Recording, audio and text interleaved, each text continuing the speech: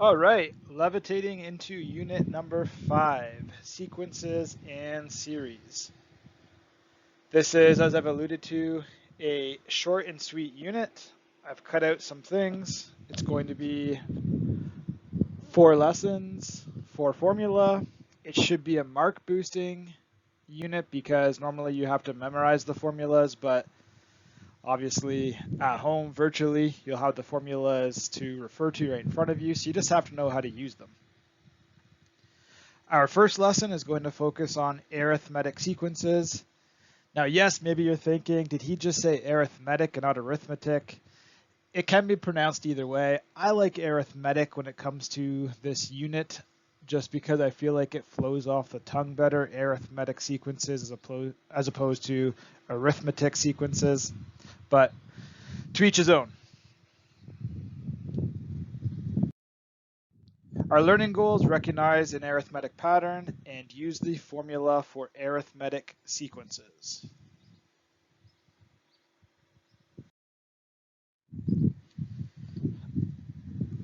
For the first couple lessons here, I'm going to have some warm-up, some brain teasers / thinking challenge questions.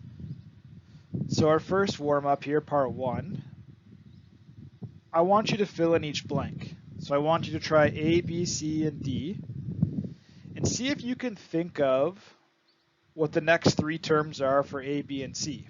And then for D, what's the 4th number, what's the 10th number, what's the 100th number? And this is purely just patterning. Can you identify what the pattern is? So you don't have to copy these down. It's just getting you into the mind of patterning. But I would like to challenge you to maybe pause the video, see if you could come up with some of these questions, if not all of them, in any way that you possibly can think of. You don't have to know the formulas, and obviously you don't know the formulas yet. See if you can come up with a pattern. So hit pause and then come back after you've either given up or maybe you've got a few of them first.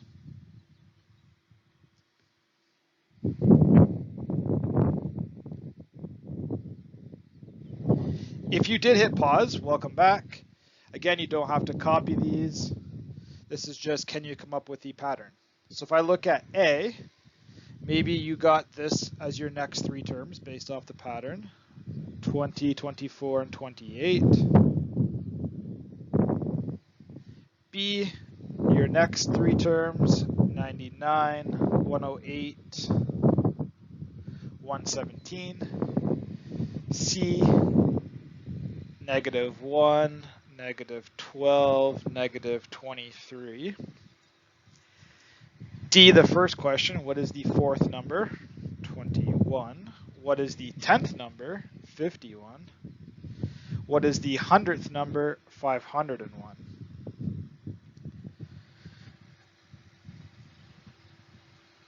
If you got even one of those, fantastic, high five. If you got 2 or more, 2 high fives. If you got all of them, then I want you to shout out, I am an evil math genius. Now, the 100th number, if you wrote out all 100 numbers, filling in the pattern to get there and got 501, then not only are you going to shout out, I'm an evil math genius, but I also want you to throw out there like a muhahaha. Part 2. These ones are a bit more challenging. Again, you don't have to know the formulas. This is just, can you problem solve? I've given you 2 numbers for E. Can you come up with the other 4? And then for F, how many numbers are there total in that sequence? Same as last time, hit pause, try them if you're feeling like you want to do a challenge. If you did try these on your own, welcome back. One thing I should have told you, I guess, for E would have been to assume a constant difference for the pattern. If you didn't do that, feel free to pause it and try it again. But I'm going to go from right to left because that's how, if I didn't know how to do this, that's how I would have worked out the pattern. So 25, 21, then 17, then 13, then 9. And then F, how many numbers are there total in the sequence? Now, oftentimes there's two numbers that come up. 22 or 23. And usually the class is split on how many there are. Maybe you got one of those numbers. If you did, that's good. You're really close to the answer. One of those is the answer. This is actually the answer. 23 terms. Or 23 numbers. If you didn't get 23, or if you wrote down all the numbers from 3 to 91, I'm going to challenge you as your first homework question to come back to this and see if you can calculate it using the formulas or the formula that you see today to get 23.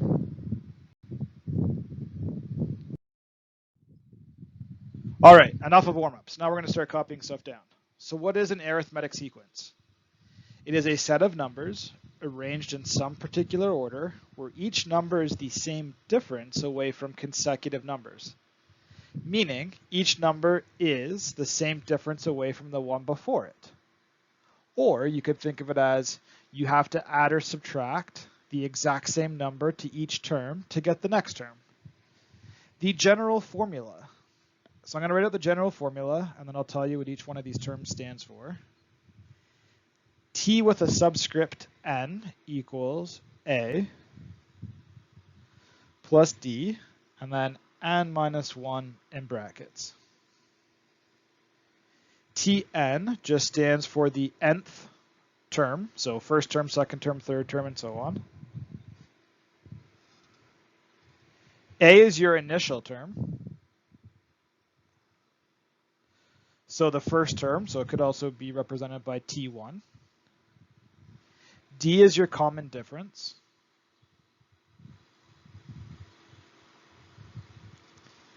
And then n is the term number. And that n always has to match the n and the Tn. Now your textbook also shows, and you'll see it later on, your textbook also shows this as like f of n using function notation. Don't be rattled by that. It's the same thing. This is just a linear equation. It's overkill for linear, but in grade 9 you did this. Y equals mx plus b. Your starting term, your y-intercept, and then a common difference, your rate of change, would be your slope. So this looks weird, maybe intimidating, but you've dealt with it, not just calling it this. Our first example, here's a sequence of numbers, -10, -4, 2, and 8. What is the general formula? And use it to find T12 and T20. How do you know it's an arithmetic sequence? Well, first of all, that's the focus of today's lesson, and it's the only lesson we're doing for the first part of this unit. So yes, you know it's arithmetic. But there's also geometric, which is coming in the very near future. And to decide which one it is, just see if you can figure out what the common difference is. In other words, do the second term minus the first term. Now, if I do -4 minus -10, I get 6. Then check the rest of your terms. Is -4 plus 6 2? Yes. Is 2 plus 6 8? Yes. You've just proven to yourself that it's arithmetic. Whereas geometric, it's a different pattern, which we'll get into in the next lesson. So we want to know what the general formula is. Tn equals A, our first term is -10, plus D, which is our common difference. If I add 6 to each term, I get the common difference, n minus 1. In your textbook, now for the test, if you leave it like that, that's perfectly okay with me. Sometimes your textbook will expand that and collect like terms. So just off to the side, just this one time, I'm going to show you. that you could do negative 10, and if you distribute, plus 6n minus 6, collect like terms, 6n minus 16. Sometimes your textbook will give you that as the answer. If you want to do that, you're more than welcome to. Again, you just kind of proved it to yourself. It looks like a y equals mx plus b equation. But I'm perfectly okay with you leaving it like this as well. So we want to know T12. Okay, T12 equals negative 10 plus 6. N is 12, right? That's just calculator work. So you can enter that in your calculator just like that. Negative 10 plus 6, and then 12 minus 1 is 11, times 6 is 66. Do some math, 56. For your test, if you jump from this step to this step, that is okay. You don't have to show me how you got that. I reasonably believe that you can all enter that into your calculator. It's not really an expectation for you to show me that you know that 12 minus 1 is 11. So that jump from there to there, perfectly okay with me. T20, the 20th term. Negative 10 plus 6, and then 20 minus 1. Again, if you want to enter that all in one step and then jump to your answer, perfectly okay with me.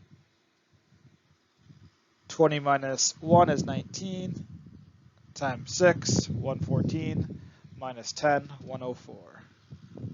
And there is our 12th term, our 20th term. If you figured out how to get, like you came up with your own formula for those warm-ups that kind of resembles this, awesome. If you're someone that tried it and you came up with the terms by writing them all out, obviously this is going to be way easier for you, way less work.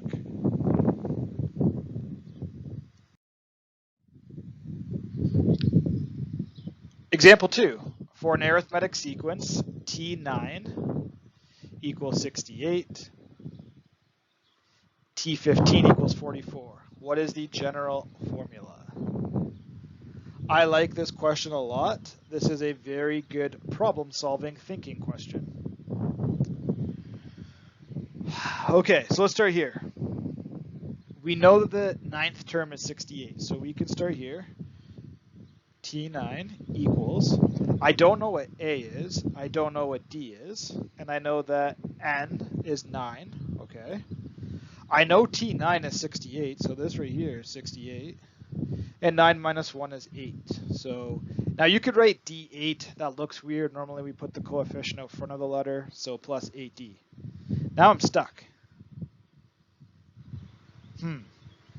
Well, I can use the information that they also gave me in the question, which was T15. So just off to the side here, I'm going to write T15 equals, I don't know A or D, and then 15 minus 1.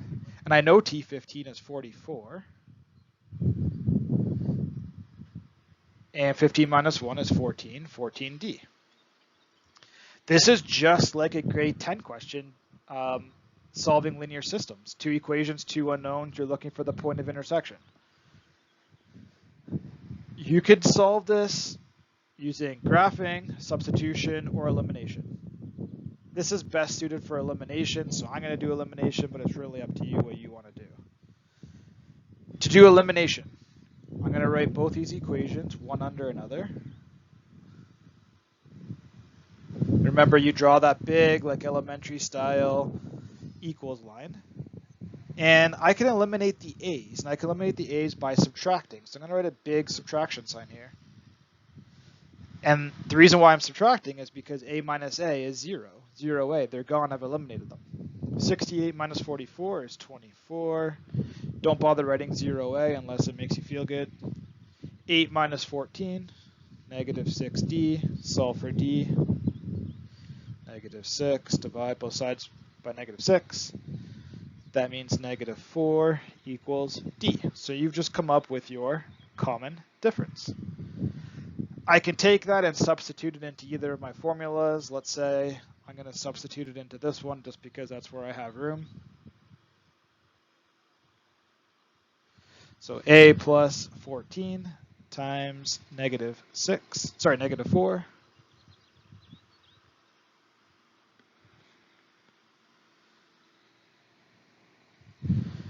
44 equals A. 14 times negative 4 is negative 56. Bring that over, becomes positive 56. I'm going to skip a step here just so I can fit this all in on the slide. 44 plus 56 is 100. There's my A value. Now I can write the general formula. Tn equals 100 minus 4 n minus 1. Perfect. There is my general formula. Yes, you could probably figure that out by using some common sense problem solving and maybe not as neat and tidy as that.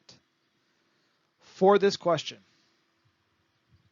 on a test, on a virtual test, I need to see the exact same process that you just saw in front of you. With that being said, if you are someone that would want to write out the entire sequence and then show me what the A value is and show me what the D value is, that is fine. I would expect you, since this goes up to T15, I would expect you to write out all 15 terms from 1 all the way to 15. It's doable. It's not recommended, but that's another way you could maybe get around showing me all this work. If I give you a question on your test, though, that went up to like T200, I gave you T200 and T150, that means you got to write all 200 terms, and that is not fun. So I really, really, really hope that you do your questions that are similar to this in this format. Same question, just part B. Which term has a value of 24? Okay, so we know our general equation. We just came up with it. Tn equals 100 minus 4n minus 1. I want to know which term. So I'm looking for the n value. I know that the term has a value of 24, so Tn is 24. But I don't know what n is. So that's what I'm solving for in this case. There's a couple different ways you could do this. One way is to distribute that negative 4. So negative 4n plus 4. 100 plus 4 is 104. You could bring over the negative 4n to make it positive 4n. Bring over the 24 to make it negative 24. 104 minus 24 is 80. Divide both sides by 4. N equals 20.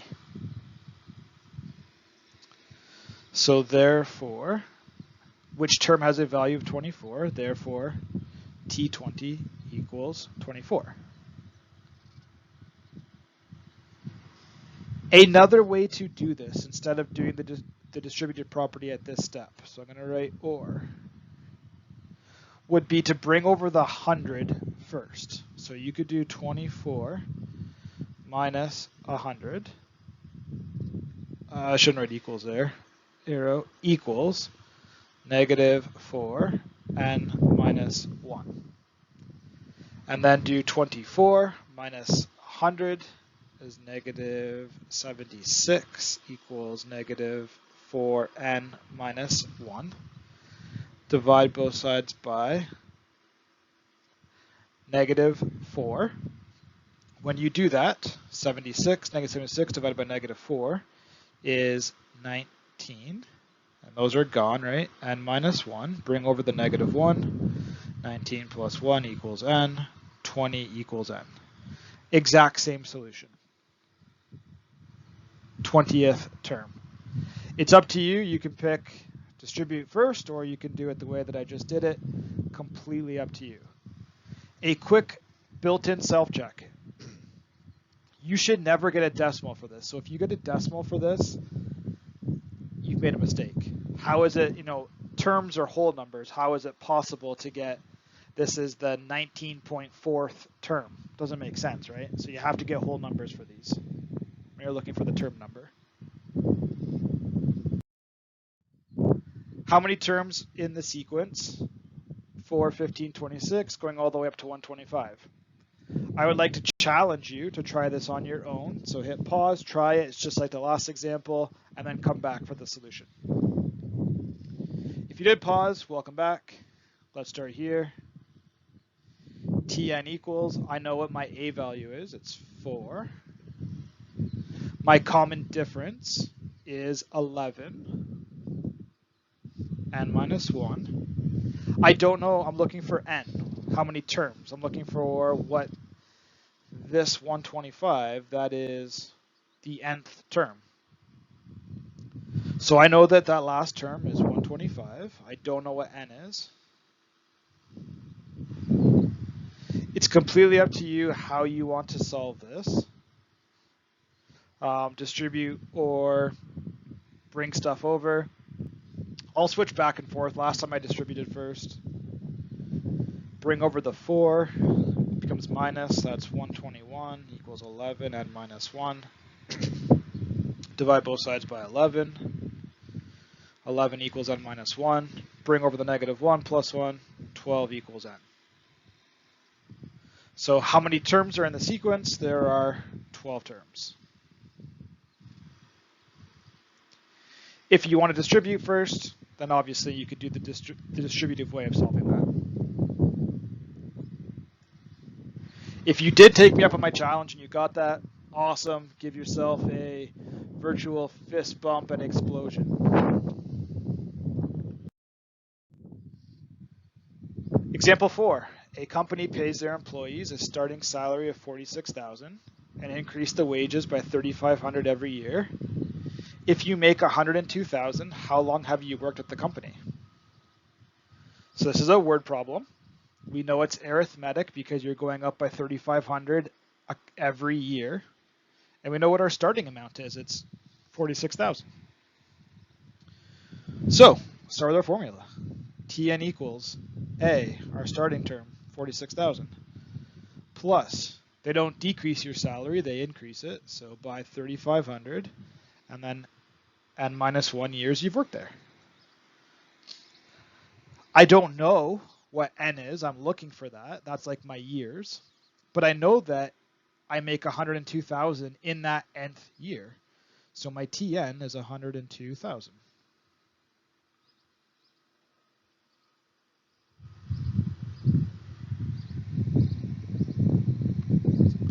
Bring over the 46,000. This is my way I like doing things, but if you like distributing, obviously distribute. When I subtract, right, that becomes a negative 46,000. This becomes 56,000 equals 3,500. Ignore my messy scribbles there. That's a 3,500, not 3,800. Divide both sides by 3,500. Again, you should not get a decimal here. If you did, you've messed up. 56,000 divided by 3,500, 16. N minus 1, bring over the negative 1, becomes positive 1, 17. Word problem gets a therefore statement. Therefore, they've worked there for 17 years.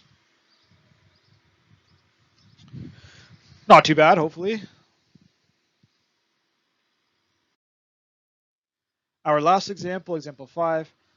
This is a good question. How many multiples of 7 are there between 1 to 100 inclusive? You could write them all out. That would be a problem-solving method for this question. If on a test, though, I say using one of the formulas from the unit, unfortunately, you can't do that for full marks. If you did that, I'll give you 1 mark. Excuse me. So how many multiples of 7 are there between 1 and 100? Well, inclusive means it includes 1 and 100 in case you weren't sure about that. What is the first multiple of 7? 7. So this is a good start. Then you kind of got to figure out what the last multiple of 7 is. So I started at 100. 100 divided by 7 doesn't work. 99 divided by 7 doesn't work. 98 divided by 7, that does work. So we know our last term is 98. So our first term, was 7. So I know A equals 7. D, if it wasn't painfully obvious, if it's a multiple of 7, it means it goes up by 7s. 7, 14, 21, 28. Your D value, your common difference, is 7. So Tn equals 7 plus 7, n minus 1. I need to know what that term is, what 98 is, what the nth term that leads to 98. I need to know what n is. I do know Tn, though, the last multiple of 7 is 98. And this is just like the last questions that we've done so far. Bring over that 7. Subtraction becomes 91. Divide both sides by 7. You should get 13 equals n minus 1. Bring over that, becomes plus 1. 14 equals n. Therefore, there are 14 multiples of 7 between 1 and 100. Inclusive, meaning it includes 1 and 100. So that's it. Basically, just use the same formula over and over again, looking for different parts of the formula. As a challenge, remember, go back to that warm-up, part 2, I think it was. See if you could come up with 22 or 23. Remember, the answer was 23. That's kind of like your first homework self-check, if you will. There is the rest of your seat work. Again, always check D2L in case I've changed some of those questions or added them. And that's it. Next lesson, another formula for geometric sequences. Thanks for listening. Happy mathing.